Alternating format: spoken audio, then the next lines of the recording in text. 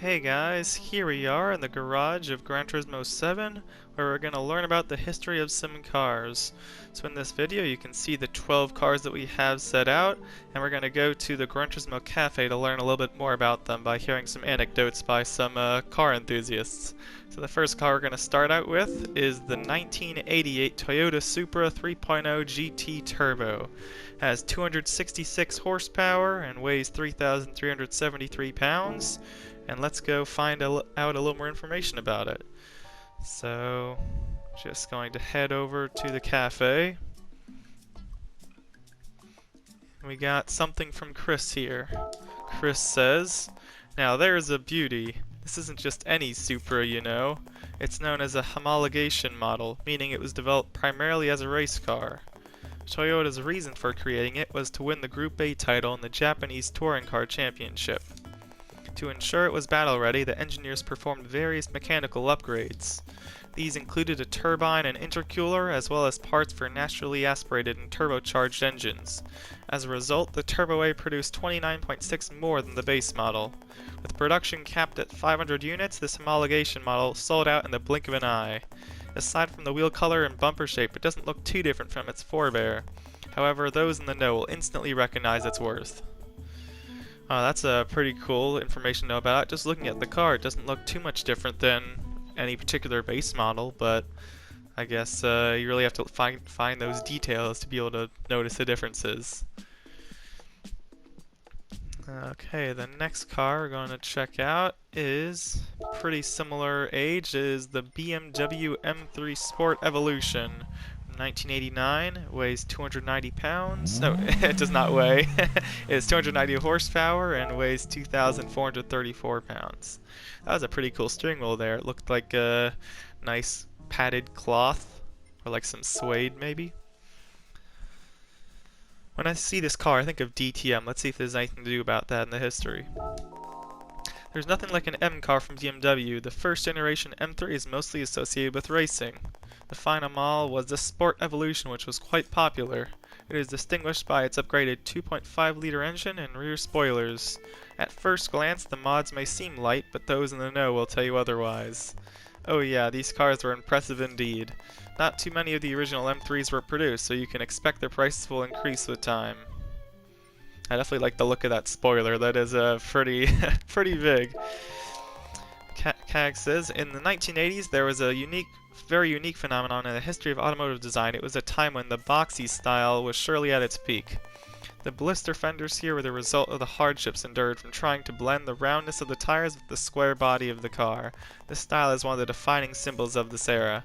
The polyhedron body of the car here is minimalistic, but despite its abstract form, the intonation is limited, and the exterior styling exudes extreme passion and excitement.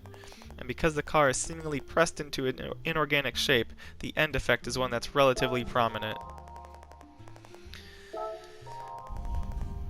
Yeah, just looking at the shape of the car here, you can really see not just the square and boxy nature of it, but just how sharp the angles are, like going up from the hood to like the roof. It just, I feel the wheel is the only thing that's circular or curvy about the car. Definitely a very distinguished looking. I feel like that wasn't just a style from BMW. I feel like it was just kind of a style like of the times, like early 90s, late 80s. It was just like kind of that boxy shape. Next car we're going to check out is the 1989 Chevrolet Corvette Zero One, or the C4. 375 horsepower and weighs 3,466 pounds. Wow, I'm really messing these numbers up. To be fair, looking at this Corvette, this is probably one of my least favorite generations. I probably like the C3 or like the C5 through like I guess the current generations, but yeah, the C4 I'm not really too big of a fan. Chris says, let's have a closer look. The C4 Corvette Zero One is a famously speedy Corvette. It set 7 international and world records in the 1990s. In fact, its speed record went unmatched for more than 2 decades. The V8 engine developed in conjunction with Lotus was truly impressive and high-powered, producing over 98.6 horsepower more than the standard model. All in all, it's a car that's even more valuable than its price would suggest.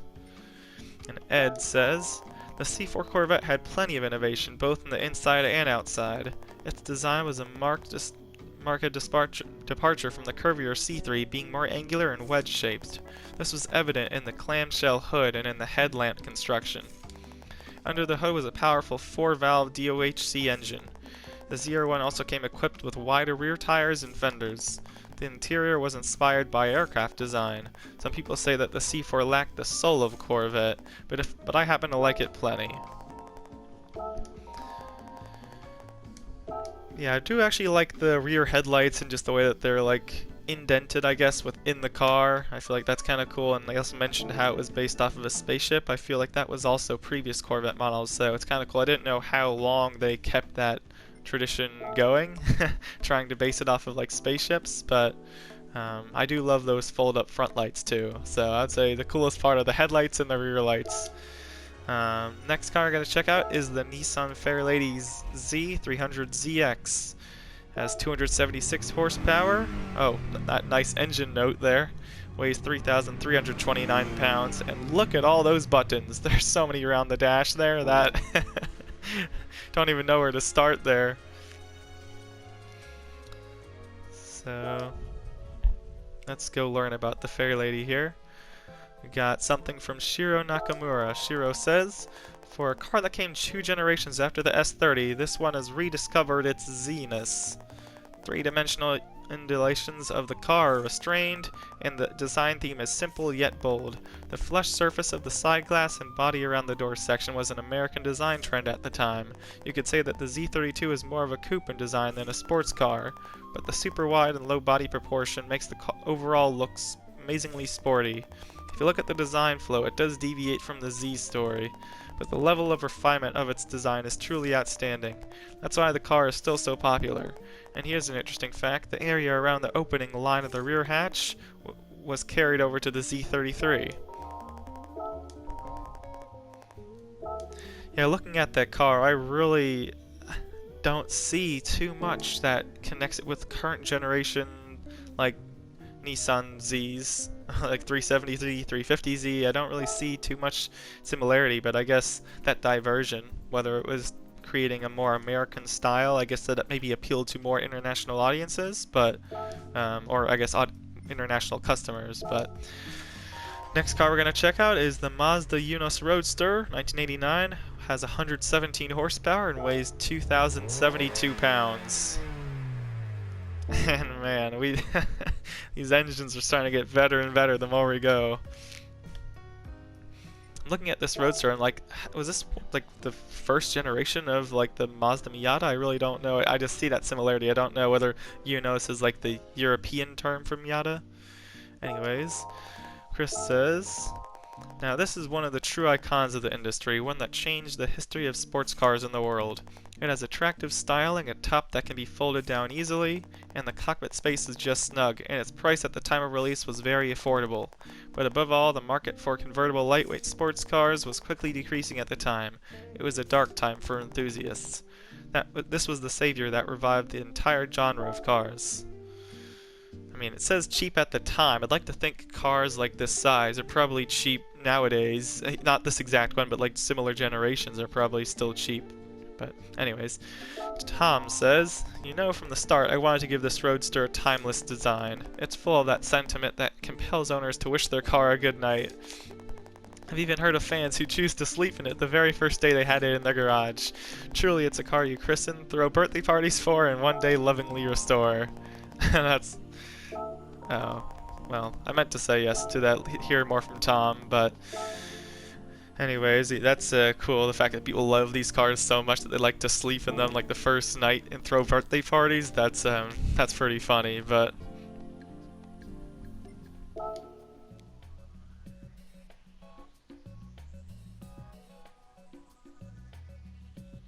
I wonder if people still do that nowadays with like current generation Miatas or MX-5s.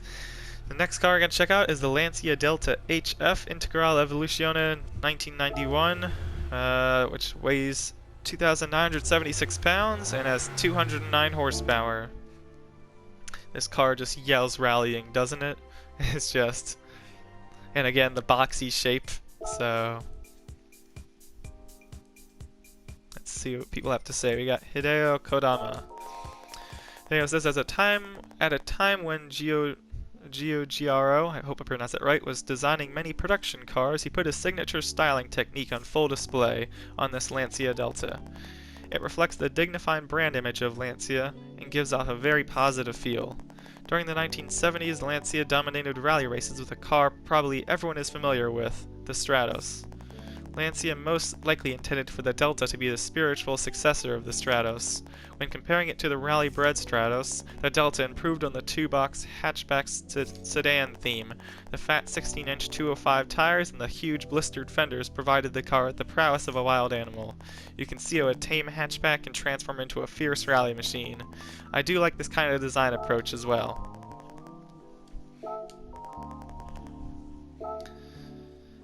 Yeah, it's another car where I guess when you think of Lancia, those are like the main cars I feel you think of. Like you think of the Lancia Delta, you probably think of the Lancia Stratos. But connecting those cars, two very distinctive designs, but for one to transition to another, it's just so different. So, yeah, I feel nowadays when you see transitions from one generation to another, there isn't that much drastic of a change. Next car we're going to check out is the tiny Suzuki Cappuccino, 1991. Only 62 horsepower and weighs a super. Wow. Engine noise is much bigger than I thought, based on only 62 horsepower. But very light car, 1,543 pounds, and I bet this was maybe a competitor to the Mazda Eunos Roadster, perhaps. And we have Stella to tell us about it. Stella says, when it comes to genuine K sports cars, the Suzuki Cappuccino is a true legend. It has a front-engine rear-wheel drive layout, making it an FR car. Under its hood, you'll find that its engine is mounted near the center of the car. That alone should convince you that it's a real sports car. Released in 1991, the Cappuccino was often grouped with its competitors, the Mazda AZ1 and Honda Beat. By taking their initials, you could say that these three were the ABC of the K sports cars. Yeah, that's the Beat, the Cappuccino, and I forget what they said, another car, but the ABCs. Yeah, I guess it's less of a competitor with the Eunos, but just more within the K car, which is a very popular type of car in Japan. So I guess it makes more sense that, well, I mean, Mazda is Japanese too, so yeah. Okay, the next car I'm going to check out is, well, how appropriate, the Honda Beat 1991. I bet we're going to hear more about K cars. 63 horsepower and weighs 1,675 pounds. And it's hard for me to classify K car as a sports car. It just feels like it's something else. I don't know. It just doesn't seem, just not as used to it as, like, it's more popular in Japan, so it's not as accustomed to what they represent, I guess. Stella says, the long and storied history of Japanese K cars has seen many sporty versions of the genre, and the Honda Beat stood out because it was mid-engine and a convertible. While the Nsx may be Honda's original mid-engine sports car, the Beat boasts the same front-rear weight distribution. No one ever imagined a K car with a centrally located engine and an open body, that is, until Honda created the Beat. And Fabio Flippini says, we have the cute Honda Beat, a symbol of the Japanese two-seat convertible K car category, born in the 1990s. The car is a result from a historic collaboration between Honda and Pininfarina. Its clean and simple design perfectly envelops the super compact mid-engine package. It features side air inlets but also a clamshell front hood and aerodynamically integrated side mirrors. The perforated steel rims and the motorcycle-like instrument cluster, they both contribute to reinforce the basic and sporty spirit of the car. A special mention goes to the zebra-striped fabric of the seats. They were a typical 1990s Japanese fashionable trend. Thank you.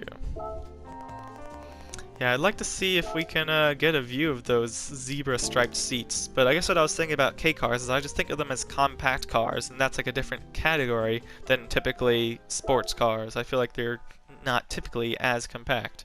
So let's see, can we get a view of the zebra seats? I don't know if it's in this version, but looks black to us from outside the car. Can we rotate it? Well, oh, there we go. We can see the zebra seats and the zebra flooring there.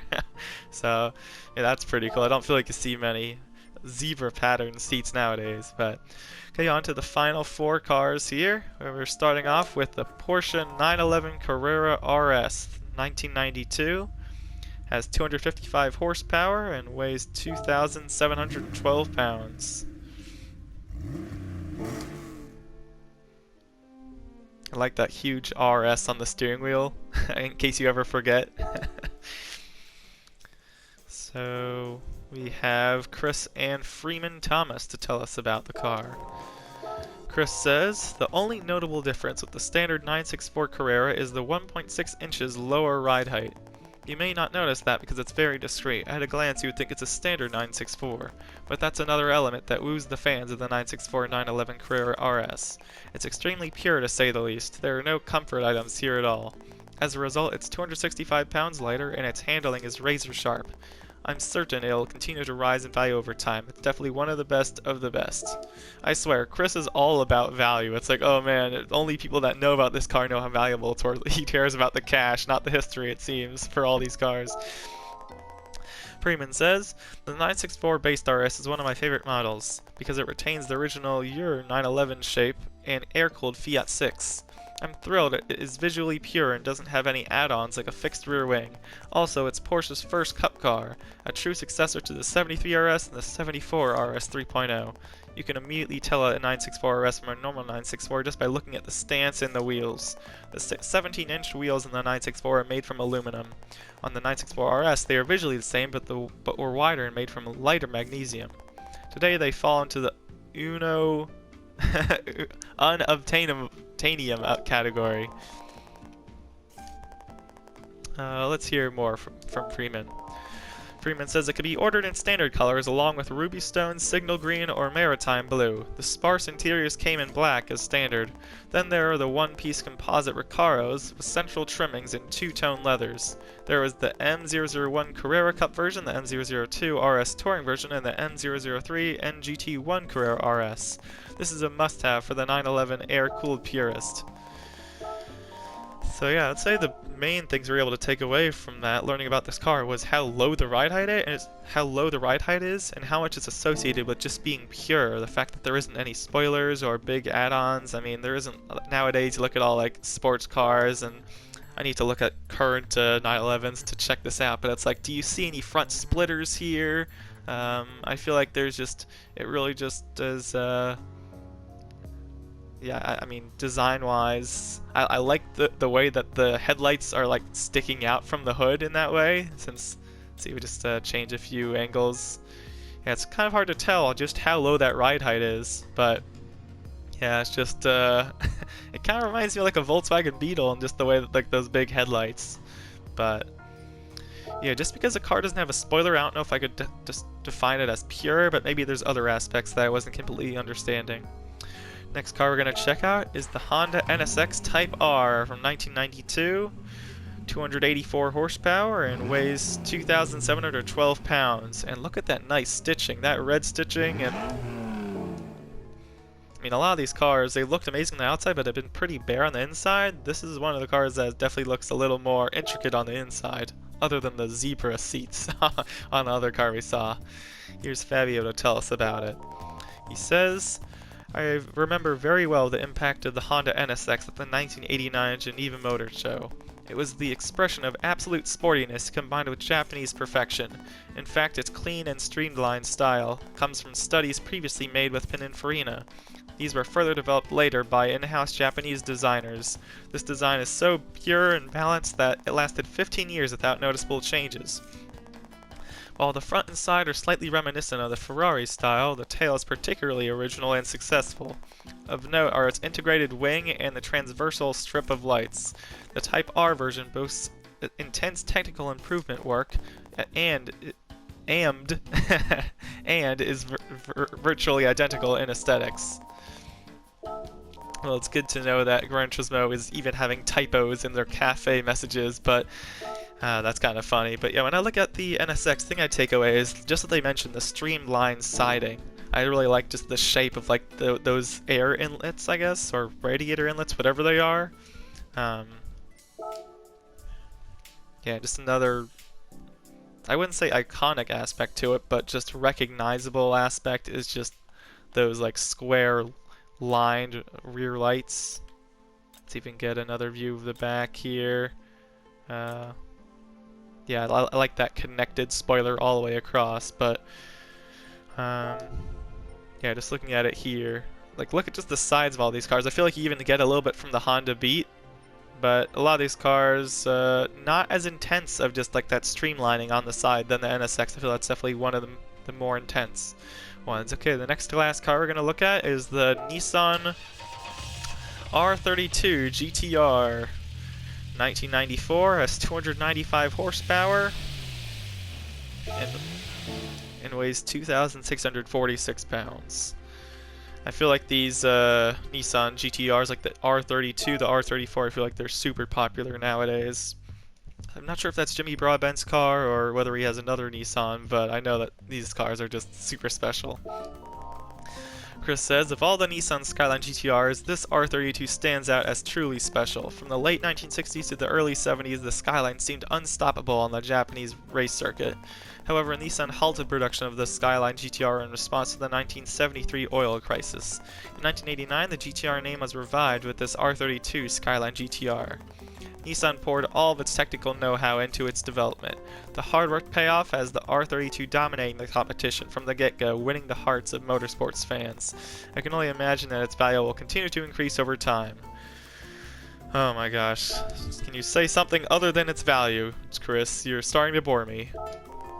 Jeremy says, this third-generation GTR Skyline played a lead role in reviving interest in Japanese touring car races. A major hit upon its release in 1989, it's said to have sold some 43,000 units despite its high price tag.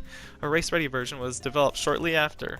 The car claimed a pole-to-win victory in the 1990 Japanese Touring Car Championship. Following this great achievement, the race GTR boasted 29 consecutive wins over the course of 4 years. Wow, that is impressive. Tom says, you know, I used to drive my friend's PG C10 GTR a lot. That's what got me into the sports sedans, which I consider to be a wolf in sheep's clothing. Now this here is the model that set the basic formula for the modern GTR. At first glance, it evokes a clear sense of volume, and by weighing down the rear fender, the designers made the car look like it was in motion even when standing still. This allowed the GTR to strike a more aggressive stance than the base GT model. Also, it marked the beginning of the era of sensor-controlled vehicle dynamics and other high-performance technologies. All of this makes the current GTR the rightful heir to the R32 GTR. Yeah, I mean, I've known about, like, this car for a long time and just, I guess how special it is, but I didn't know that it had those, I guess, those technologies that they were talking about, whether they were certain like motion sensors or whatever detail. I didn't really understand that too much, but the fact that this car was innovative in that way, I would have not guessed. But I like the term wolf in sheep's clothing though, since I definitely agree with that statement, just the fact that it doesn't look as sporty as I feel like it definitely is. I feel like I wouldn't say its design is poor, but I feel it's kind of discreet in some way. The final car we're going to check out is the second Porsche 911 Carrera RS, but this is from 1995 and it's the 993 version. It has 295 horsepower and weighs 2,723 pounds. And just looking at it compared from the previous 911 Carrera, we can see the changes, but we can also see where the original design remained. And I got Freeman to tell us about it. Freeman says the 993 based RS Club Sport is a really much more serious track motorsport oriented vehicle than the 993 Carrera RS. This downforce generated from the rear wing is balanced with a long front spoiler. The wheels are a three-piece design with differing offsets front and rear. You can tell that the exterior designs were styled by Style Porsche, which is the in-house Porsche Weissach design studio. The interior is race car Spartan body color with a fully reinforced welded roll cage. Up to this generation of Porsche 911 based race cars, you can still see elements of the original 911. It's easy to imagine an ambitious owner attempting to register it for the road, but to do that the owner would need to somehow convince the authorities. But I have heard that there are a few out there. Yeah, I mean, just looking at that rear spoiler, that is just crazy. But the fact that it's not road legal, I mean, I guess because it's a Club Sport version, I guess the RS version is road legal, but the CS isn't.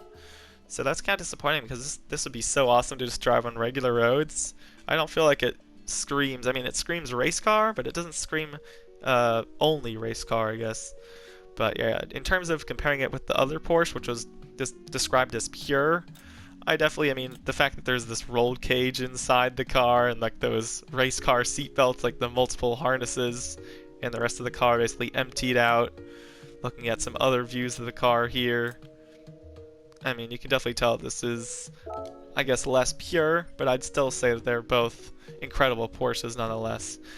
So that's basically the end of this edition of like the late 80s to mid 90s cars, and it was nice to learn about a lot of these cars. Hope you guys enjoyed it too. I'd say my favorite thing to note was just the fact that they described that Nissan R32 as a wolf in sheep's clothing. I thought that was a pretty cool description. But yeah, thanks for watching, and if you enjoyed this, I'll make another episode of learning about the history of some cars. So yeah, thanks again guys, and see you next time.